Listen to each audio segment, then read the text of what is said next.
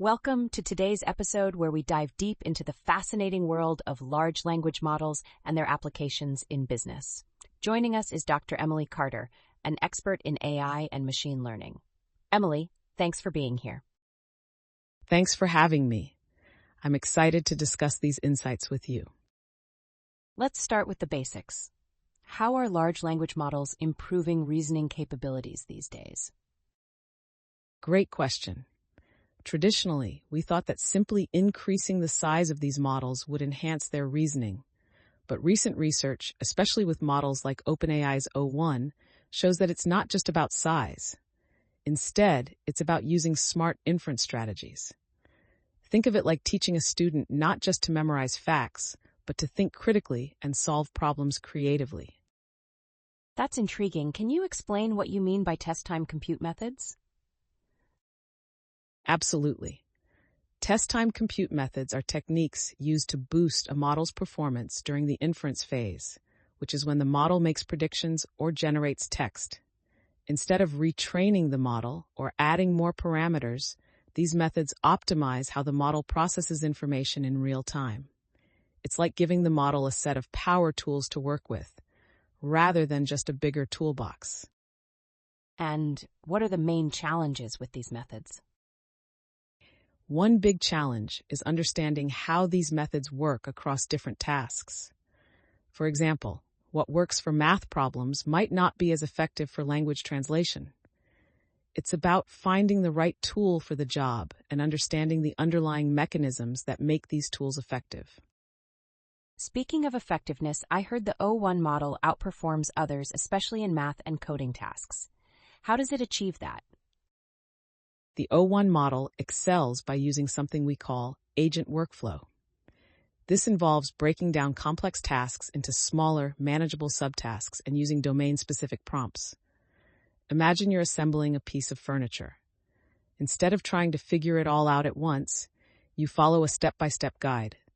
That's essentially what agent workflow does for the model. Interesting. You mentioned reasoning patterns earlier. Can you elaborate on those? Certainly. We've identified 6 reasoning patterns in the o1 model. 2 of the most common are divide and conquer, DC, and self-refinement, SR. Divide and conquer is like tackling a big project by dividing it into smaller parts. Self-refinement is about iteratively improving on an answer, much like revising a draft until it's perfect. What are the key obstacles in implementing these strategies? One major obstacle is the limitation of reward models and the search space within test-time compute methods. It's like trying to find the best route on a map with limited information. Another challenge is handling long context inference, especially with stepwise methods, where the model needs to remember and build upon previous steps. How can these limitations be overcome? To tackle these, we can use more powerful reward models that better evaluate potential solutions. Designing structured workflows also helps by minimizing unnecessary reasoning steps, much like having a clear roadmap to follow. Are there any new techniques that stand out? Yes, the agent workflow technique is particularly promising. By breaking tasks into smaller subtasks with domain-specific prompts, it allows the model to focus and excel in specific areas. This is complemented by systematic analysis and method reuse, which streamline reasoning processes. What broader implications do these insights have for AI development? Understanding these reasoning patterns and strategies can guide the development of more efficient and capable models.